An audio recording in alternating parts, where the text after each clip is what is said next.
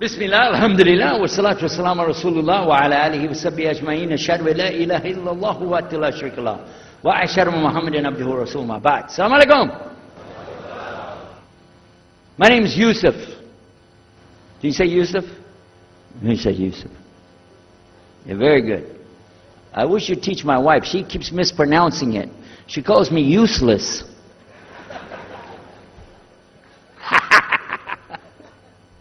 Alhamdulillah. Now, how many of you were in the program today? I was teaching us, trying to teach about how to call the people to Islam called da'wah. I just used an example what I was telling you about. Remember I was telling you when you introduce yourself to somebody, you got to get friendly with them. So I just used an example right there. Because this will disarm the people. This disarm them and make them relax a little bit.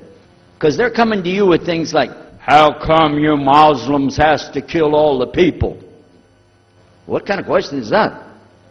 How come you have to beat your wives? Why does your book tell you that you're the only ones going to go to paradise? So these kind of questions, when they come to you, what are you going to do? So the first thing, as we said in the program, and I hope, by the way, if you didn't join us today, join us tomorrow. But when we're doing it, you look through the schedule. I'm not going to get into that, but just look through the schedule and join us for this whenever we're talking about the da'wah. Because part of giving da'wah is you. And if the people aren't buying it, they're not going to listen to what you got to say. So you got to soften them up a little bit. Got me? Okay, where are we? The subject tonight is the subject of priests and preachers entering Islam. And often people ask me, we heard about you used to be a priest or something and you came into Islam, so, tell us about it. We want to know, how does that happen? And it's not just Muslims who want to know. Non-Muslims would like to know the story too, because they feel like, you mean you didn't understand? I mean, you were a priest, you didn't understand about Jesus? Come on, man! So, it's a topic that I talk about a lot.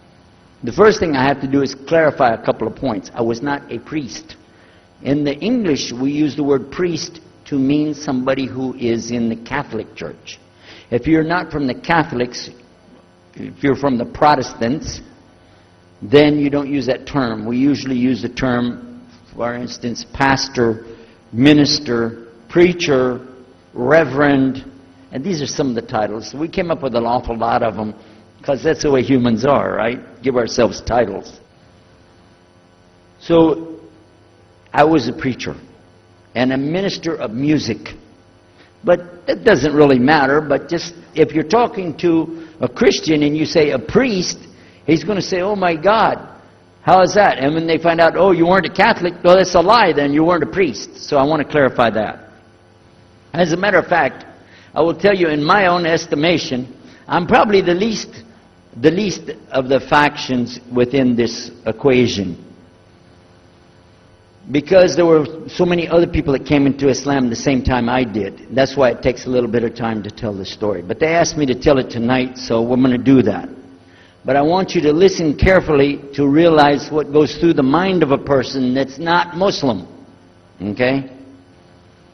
And I usually start out by telling people that my father and I were both ministers, and both of us were also businessmen. In the reverse order. We were business first and preacher second. Got me? Because, well, as they say, business is business. And that's exactly how it worked. We operated mostly in Texas. We had a place in San Antonio, Houston, and also in the Dallas area. And we were very concerned about Christian conditions. So my father started something called Concerned Christian Centers. And basically, if you look at it from a material point of view, it was a place to sell stuff. But what we would do is take consignment things in. People could bring things into us, and then we would sell it and keep part of the money. And keep a lot of the money. But anyway, they would bring in what they make with their hands, arts and crafts. And a lot of old women, they like to sit around and make things, then they give it to us. And this helps the church, which is called the church, and then it helps them as well. So it became like business and religion tied together, and that's very common in our country. At one point, my father told me, we're going to start doing business with a man from Egypt. Well, I said, well, this is great, international, it sounds good, we can put this in our business card, we're international. He said, and this man, he's from Cairo, Egypt, and that's where, if you know, they have the Nile River, they have those big pyramids, they have the Sphinx, Abu Hul, you know, they got everything. I'm saying, oh, this is good. He said, and he's a Muslim. I'll never forget it. I've told the story many times, but it's just like it happened yesterday. I'm standing in between the kitchen, or in the dining room and the living room area. You know, like this when we're talking, and I just stopped like this. I said, what? A Muslim? No way. No way do I want anything to do with that. Dad, come on, you should know better than anybody. Because we were linked in with other preachers. My father supported people like Pat Robertson. Huh? You know him? Pat Robertson? And Oral Roberts. He's not very popular anymore, but he used to be real strong. And his ministry up in Tucson, up in Tulsa, Oklahoma. In addition to that, people like Benny Hinn. I don't know if you heard of Benny Hinn. He's coming over this way, so look out. And there's many of them. John Hagee, and the list goes on. Jerry Falwell, Jimmy Swaggart, some of the names, maybe you heard those before. We know these people. We know all about them. All about them. Okay? So at one point, here I am standing there talking to my father about a Muslim. These are the enemies of God. This is what we've been taught. These same people, I just mentioned their names, in their preaching on the television and so on, this is what they teach. Muslims are no good. Now it just became Muslims are terrorists. But back then, you know, we didn't reach that level yet. We were still just kidnappers, hijackers, you know. They said that Muslims don't believe in God, that they're worshiping a black box in the desert, and they kiss the ground 5 times a day. Now that's what we know, man. So here's this Muslim going to do business with us. I told my dad, no way, I'm not going to do it. And he insisted. He said, I want you to meet this man. He's very nice. And I said, I don't want to meet him. I never am like this, by the way. But on this case, I said, no, that's one thing I'm going to stand firm against. We're not going to do it. He said, I want you just to meet him. I said, all right, I'll do it for you. I'm going to do it my way. I'm going to go to church. And it's going to be on Sunday. When I come out of the church, I'm going to have my Bible under my arm. I'm going to have the salib. I used to carry a big cross. I'm going to have my cross with me. And I'm going to have my hat that says, Jesus is Lord. And I'm going to have my wife, born-again Christian, with me. And we are going to get this demon, devil, infidel, Muslim, and we're going to show him Jesus. And this is a true story, by the way. So I got up that morning on Sunday, and I was thinking, man, you know. We went to church. Strangely enough, the preacher was preaching out of the Old Testament about salvation coming at the time of David, which really puzzled me, because according to Christianity, it's coming through Jesus. And it really, that opened the door for me, but that comes up later in the story. Why was he saying there's salvation before Jesus? That's interesting. Now, when I get there to my father's store, I'm looking around, you know. I'm looking for somebody wearing, you know, a long white robe and some kind of black, you know, thing over that with a long beard. And I guess I was looking for me, wasn't I? Anyhow, when I get in there, I don't see this guy. By the way, imama, sword, everything. Ayatollah Khomeini, maybe. This is what I had pictured. I said, where is he? I'm ready. My father said, he's over here. I said, where? I said, here. This is a normal guy. He was normal. He didn't have a beard. He didn't have any hair at all. How do you do? I told him my name. He introduced himself. His name is Muhammad. I said, how do you do? After the niceties of hello, how are you, how's everything, I said, do you believe in God? He said, yes. Oh, yeah? Sure. He said, yeah. Abraham? Yeah. What about David and Suleiman? He said, yeah. So when I meet this man, I'm impressed that he's believing these things, but I thought maybe he's just saying it. So I even asked him, what about Jesus? Because I thought maybe they're kind of... First I thought Muslims were like Hindus. That was first. And then when he said he believed in some of the things of the Bible, I said, okay, maybe they're like Jews. So that's when I said, yes, but what about Jesus? Do you believe in Jesus? And he said, yes. I said, okay, wait a minute. This is going to be easy. I can convert this guy. So I agreed that we're going to do business with him. And in fact, I took him immediately out to have tea together. We sit together, drink tea, talk a little while. And I started tearing the page show him right away. I'm in the Bible. I got it right there. Flip it open. Genesis. Let's talk about Abraham. What do you know about Abraham? Abraham, he had 2 sons, you see? And blah, blah, blah, blah, blah. And I'm doing all the preaching to him. You imagine this? And he sat there. Okay. He's a graduate of Allah's heart. Like this. Get me? You know what I'm saying? Well, it happened that during Ramadan, some of his friends that he was staying with, they had to move their apartment around or something, and he was going to go stay in the masjid for itikaf in Ramadan. It's normal. We didn't understand. I thought he has nowhere to go, and I told my dad, this man has nowhere to go. And my dad said, no, he's got money. I said, no, he doesn't. Dad, I'm telling you, he has no place to go. I heard him say he's going to go live in the mosque to a Christian. If you're going to live in the church, ooh, that's the worst. So I said, let me offer that he can stay at our place. And my dad said, no, you don't do that. That's not right. I said, no, I'm going to offer it to him. I went to him and I said, how would you like to come stay at our place? He said, no, I want to go and stay there. I want to stay in the mosque, and it's something good. I said, oh man, look at this poor man. Oh my God, he doesn't know, you know. He just, oh, poor soul. Please come and stay in our house. And he said, no, I can't. I need to go stay with her. I said, look, I'm scratching his dignity. So I told him, listen, no. I want you to come and you can pay. You can pay money and stay with us. He said, how much? I said, $15 a week. Which in America is like nothing. $15 is nothing. I said, and then he kind of hesitated. I said, and we'll pay for all the food. Well, you eat $15 worth of food in one day in America. He said, okay, all right. And I told my dad later, I said, see how I did that? Because now he'll stay with us. He knows he's getting a good deal on the food, and I was making it all about money.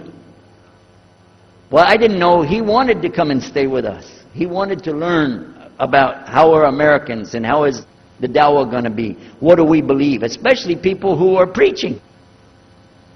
So he came and stayed in our house. And I said, well, now that's good. I'll travel with him and go with him in places, and he'll see and he'll learn about Christianity. As we were traveling and working together, we put up tables just like this and booths and things and set things out for people to come and look at them and sell things. And I caught him one time. When somebody wanted to take something from the front, he took it from the back and gave it to him. And I looked at him. And the next time somebody started to take something, he took from the back and gave it to him. I said, hey, Mohammed, we take the stuff from the front because that's the old stuff. The new stuff in the back, just hold it back. You know what I'm saying? This is dated material. Get rid of the junk first. He said, no, I can't. In my religion, we can't sell something unless we give the people the best. I said, got me on that one. And I'm supposed to be telling him about a better deal. I said, okay, yeah, whatever. You're never going to make any money, though. But that's all right. Over a period of time, I came to learn a lot of things. Also about being humble. A lot. Because this man was obviously well educated, very articulate, could really talk about a lot of subjects. In fact, I tried to debate with him about many things, but he was so wise and well educated that he could see what I was doing and he would take it easy and let me win every debate. I could win any debate with him if he wanted me to. But if he wanted me to lose, I was going to lose. This was how well he could handle it. Now what happened, one of the preachers that I knew, another preacher, who used to carry a big cross and walk down the street so people would stop and talk to him about religion, he had a heart attack and he went to the hospital. So I went to the hospital to visit him, and when I was visiting him, I met another man in the hospital who was in a wheelchair. This gentleman had a problem. He didn't want to talk to anybody. And I told him, let me witness to you. Let me share the message of Jesus with you. So I took out my Bible, and again, I start telling him about a prophet, Prophet Yunus, alayhi salam. And I'm telling them, look at Jonah. He's in the belly of the whale. He's in the sea. He's down there like this, and who knows how long. And suffering like this, you don't have as big a problem as that. And God saved him, so he could save you too. He said, didn't want to talk to me. I asked him, what's your name? He don't want to tell me. Where are you from? He said, I'm from Venus. I said, what's that? Well, there is a Venus, Texas, by the way. But he said, you know, he's from another planet. So I kept, each time I would go, I would talk to him, witness to him. Finally, one day, he started crying. I was pushing his wheelchair around. I took him down, I rolled him around different places. He started crying one day. He said, I'm going to confess something to you. I need to confess something to you. Now, to a Catholic, confession means you're going to tell the priest all your sins. And then he's going to forgive you. Well, I wasn't Catholic. And I told him, listen, I'm not Catholic and I'm not a priest. I'm a preacher. He said, I know. Better than you do. I am a priest. I said, oh my God. This man is a priest? And he knows the Bible better than I do. He said, I just have had a hard time. I've been here and having heart attacks, and I've been having problems and everything, and trying to figure out a lot of things. He said, I'm sorry I took it out on you. I really am. I apologize. And he started crying. And when he started crying, I felt sorry, you know. I hugged him and I said, it's okay. One day I went to the hospital, and my friend was gone. So I started visiting with the priest. And that happened one time. I went to visit him at the hospital, and he was gone. And I asked him, where did he go? They said he went home. I said, home? He's a missionary priest from South America. How did he go home? She said, I don't know. He's not here. I'm sure his family. I said, he has no family. I know him personally. He has no family. Where did he go? She said, I don't know. We're not responsible for them. I said, well, let me see where he went. You got it in your file? She said, I can't do that. Those are locked up. Nobody can look in the file. And I got in the lady's face and I said, listen to me. This man could die in the street right now, and it's going to be your fault. And you're going to get sued because I'm going to sue you for him. She said, okay, his folder's over there, but I'm not going to watch. I went over and I looked for it, got the address where he went. Sure enough, he was in a place where they put people that have no place to go, a shelter. So I went to the shelter and I found him. He was still on crutches. He saw me, he started crying again. He said, please get me out of here, get me out of here. I said, okay, come live at my house. Now, I told you the story so you can see something. Now look, I have 2 visitors in my house. One is a Catholic priest. The other is a Muslim. And I'm thinking I can get the Catholic priest and convert him to be a Protestant. At the same time, I'm going to catch the Muslim and bring him over to Christianity. High aspirations. But it didn't work. Some strange things began to happen. We would sit around the table at night to discuss what is the Bible and what's the salvation. My father has a Bible. It's called King James Version of the Bible. Most of you probably heard about it, especially any students of Ahmadiyyat or Zakir Naik. You've heard about King James Version of the Bible. But I work out of a different one that I've had since 1953. It's called the Revised Standard Version. And it says in it, King James Version has grave mistakes, grave errors, defects in it. It's what it says. So I began to preach out of mine, which doesn't match. And my father said, no, it's this way. I said, no, it's this way. Now my wife comes up with her Bible from Jimmy Swaggart. It's called The Good News for Modern Man. Okay? Totally different. It's written in modern vernacular. You can just, say anything you want to with it. You don't even recognize the Bible anymore. The Catholic priest, he's got another Bible. An older Bible with 73 books. We're working out of 66 books. And his is not even the same in the verses. It doesn't match up at all. And I never even knew about this subject until then. And he's saying this, and I'm saying that. My father's saying something else. My wife's on something else. And all the time, Muhammad the Muslim is sitting over there like this. So we asked him. I guess it was me. I asked him. I said, well, how many versions of your book, your Quran, do you have? He said, the Quran has no versions. There's only one. It's original. It's in the Arabic language. ذَلِكَ الْكِتَابُ لَا رَيْبَ فِيهِ. This is the book that has no doubt. Huda lil-muttaqin. It's guidance for those who have taqwa for Allah. This shield or taqwa that you have to have between you and Allah subhanahu wa ta'ala. And only certain people are going to get the huda, hidayah, dina, from this Quran. These people that have the taqwa. So when he's telling us that the Quran is one, I'm going, huh? And it's in the original language, we still have it. You know what I was thinking? He's lying. I was sure he was lying because he could see the problem we were having, and he just sat back and made that up.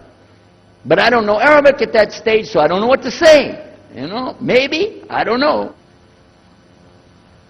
And he left it at that. He didn't try to preach. But it put a big doubt in my mind now about, we got all these books, he's got one, and la rayba fi, no doubt in it. So another time we had another discussion that came up. Now this time I went to the other preacher who had the cross. And I was asking him, I want to be able to explain the Trinity. He said, you know the Trinity. I said, yeah, I know. And I know the Council of Nicaea when we had it. But I want to know the way to explain it so a human being can just understand it.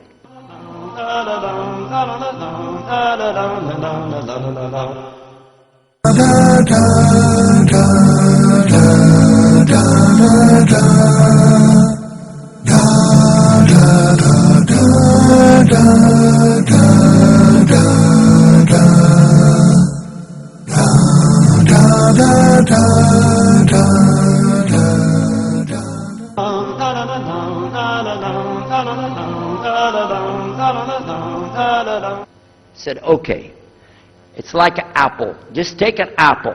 The apple has a shell around the outside, the skin. Inside is the meat. Inside of that is the seeds. Okay? 3 things, 1 apple. That's the way. I start going back. I'm going to tell this Muslim about the Trinity.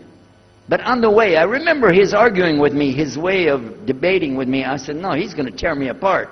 As soon as I say seeds, he's going to say there's more than one.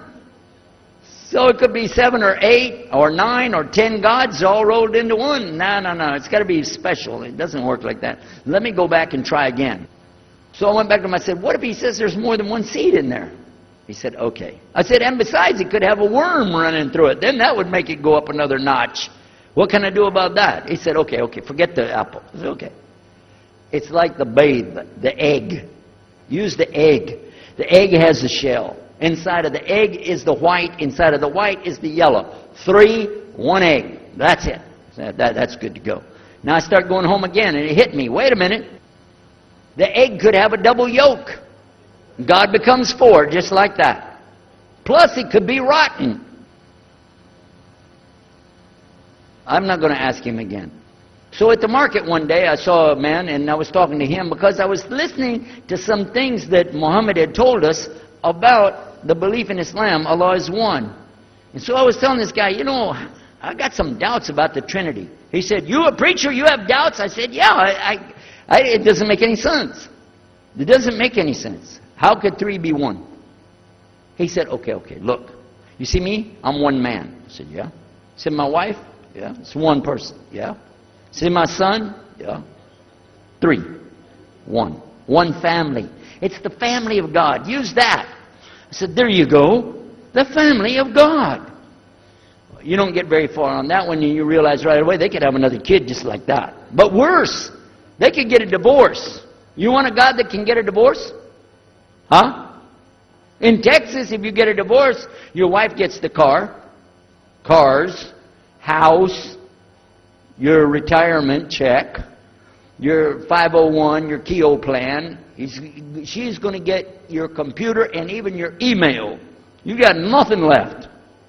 And I don't want a God that could have a worm in it. I don't want a God that can be rotten, and I don't want a God that can get a divorce. I want to explain this Trinity the right way. Sure enough, the subject came up, Trinity. There we are. Now here's the priest trying to talk about the Trinity is like an apple. I'm going, you don't go there. And then the egg, don't worry about it. The family of God, forget about it. I know what's going to happen. So we ask Muhammad, we say, okay, what do you say about God? What do you think he said?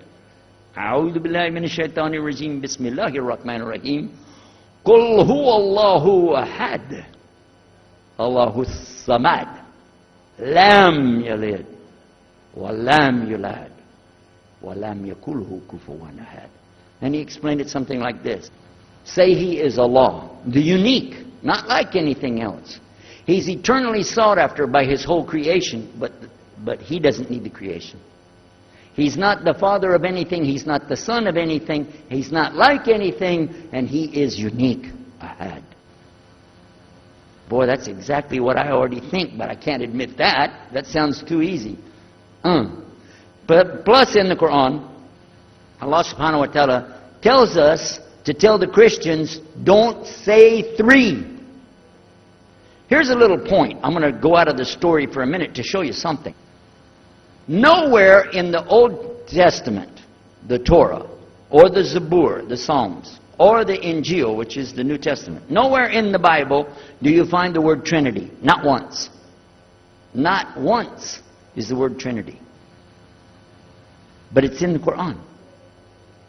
We have it in the Quran. It says, Thalath, tell them not to say Trinity.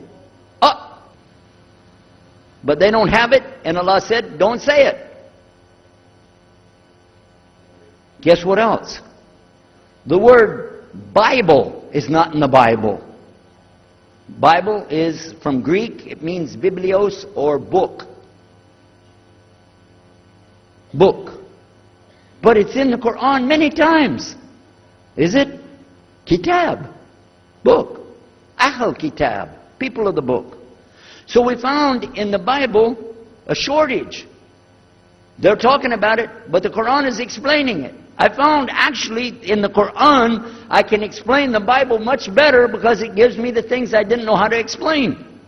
So then in my mind, look what I did. I started realizing what he was saying was true, but I never admitted it. Instead, I was taking this and mixing it. And when I would go give my next talk, I would say, so and so and so, and I would use what I learned from the Quran to explain what's in the Bible. Some of the people liked it, but some of them didn't. Because when I began to talk about salvation being based on what? And the Bible tells you in there, there's no Savior except God. It says it real clear. Jesus is not your Savior, God is. When I found that, I said, okay, let me try another way to explain that. Each thing as I would learn it, I'm trying to change how I'm presenting the thing. It still doesn't dawn on me, I need to do something. But I could see for sure God is only one, and so I totally forget the Trinity thing. My dad never did believe it anyway, so he had no problem with it. Now we come to some new thing. The priest asks the Muslim, can I go to your church with you? The mosque. He said, sure, come on. Well, he went, and they came back. So he took the priest aside, come here. What do they do? What do they do in there? Tell us, what do they do? Do they like kill some animals, or what do they do in there? He said, no, they just stand there like this, and they pray, and they leave. I said, what? They pray and leave? I said, yeah. Okay, what kind of music do they have? He said they didn't have any music. No music? How in the world are you going to worship God without music, man? So I asked him, Muhammad, you guys don't have any music? He said, no.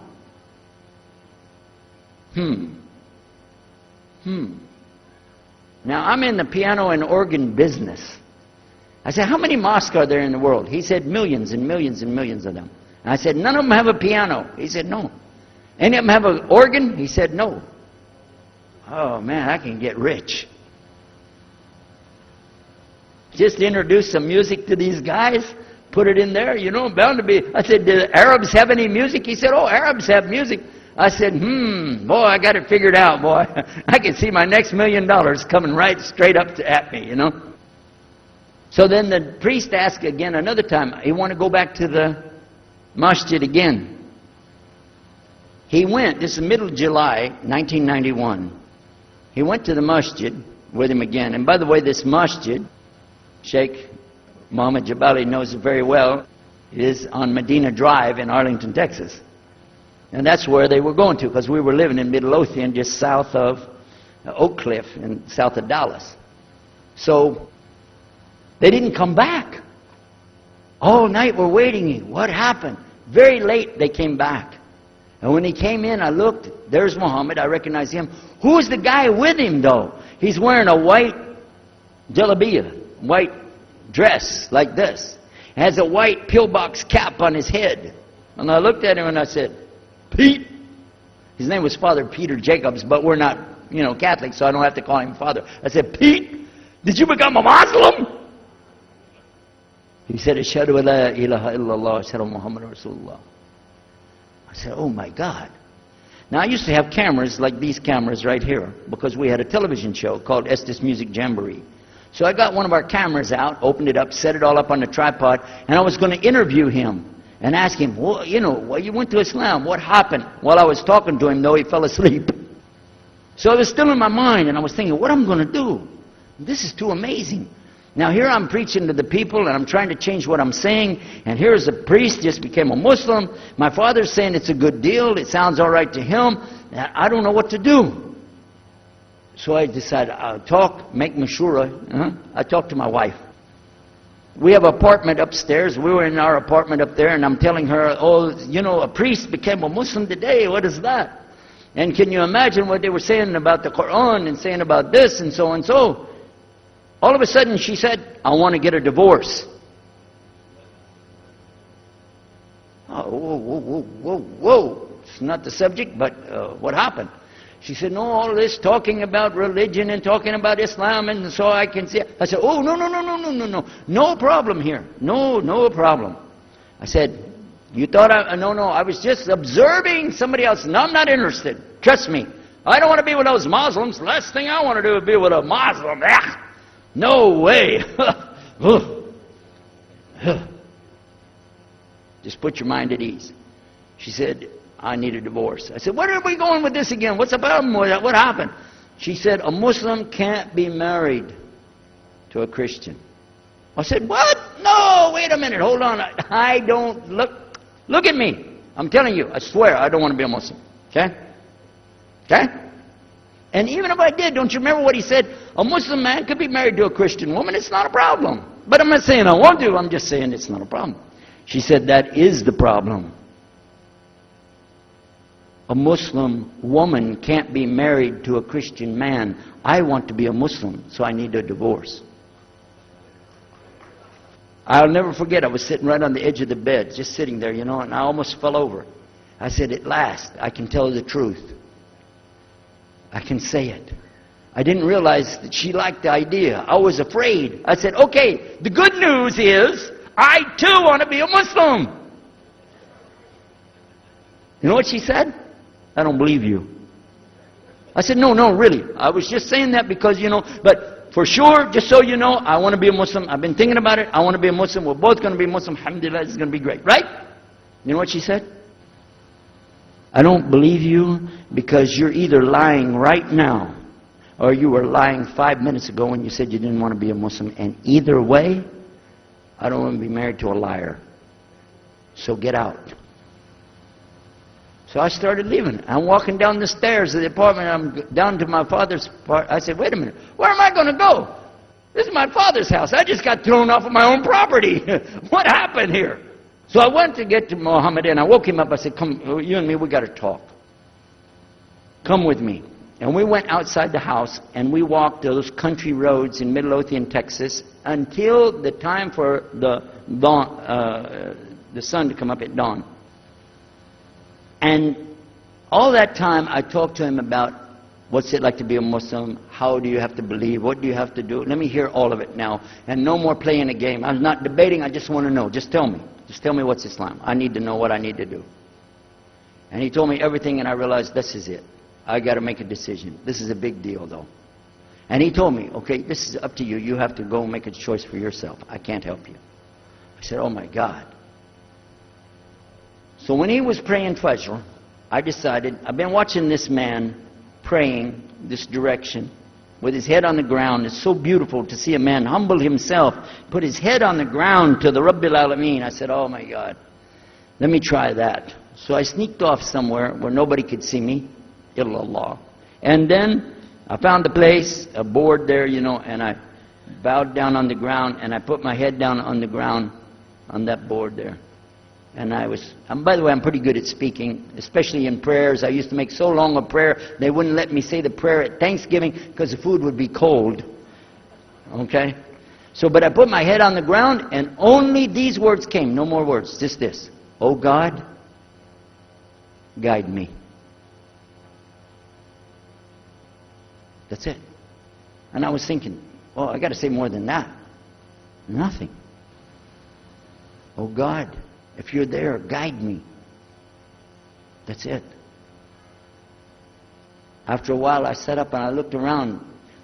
There wasn't any fancy rainbow. It wasn't birds flying around. There was no big signs from above. There was no music, angels, harps, nothing like this. It was just a cloudy day in Texas. But inside, I could realize I had to make some changes. To me, that's what I need to do. There's the problem, it's inside of me. Within a few minutes, it became clear what I needed to do, and I had to develop an idea of how to pull this off. I talked to my wife, I talked to my father, I made a bath, and at 10 o'clock that morning, in Midlothian, Texas, I went in front of this man named Muhammad, and this new man named Yahya, who used to be the priest, and I said, Ashhadu an la ilaha illallah, wa ashhadu anna Muhammad Rasulullah.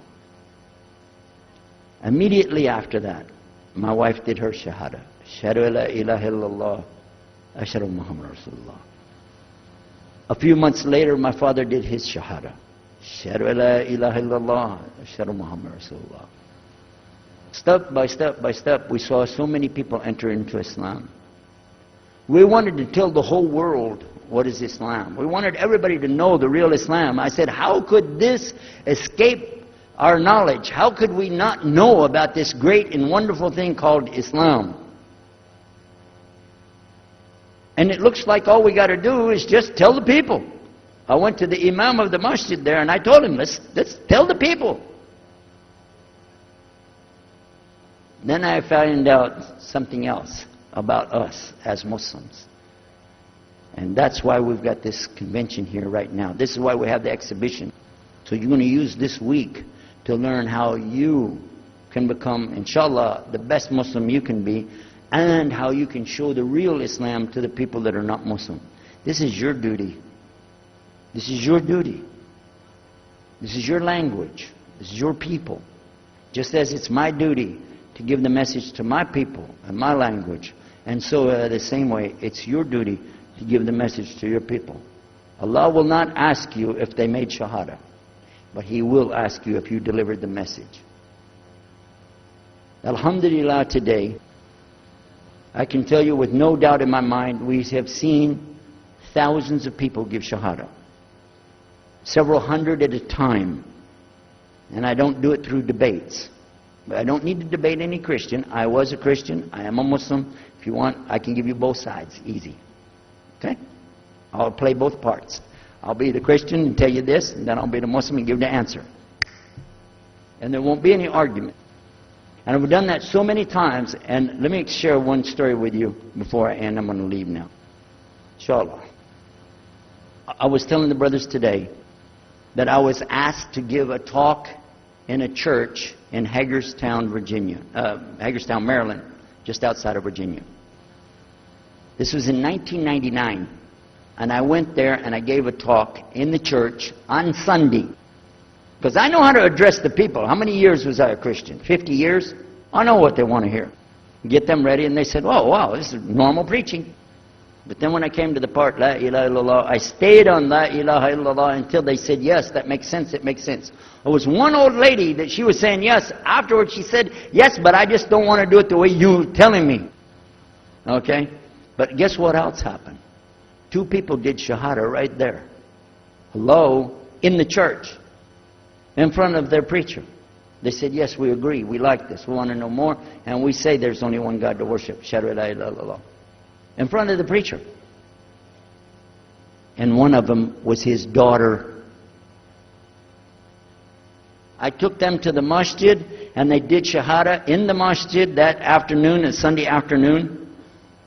And later, the boy, he married the girl. They're Muslims living there now.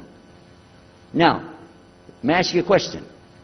If I would debate and argue with this preacher and made him look stupid, would he ever bring me back again?